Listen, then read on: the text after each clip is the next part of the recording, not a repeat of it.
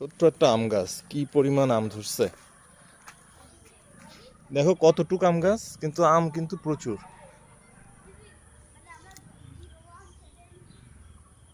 এরপরে ওই পাশে ছোট্ট একটা গাছ, ওই গাছও হয়ে ধরছে। ওখানে একটু যাই।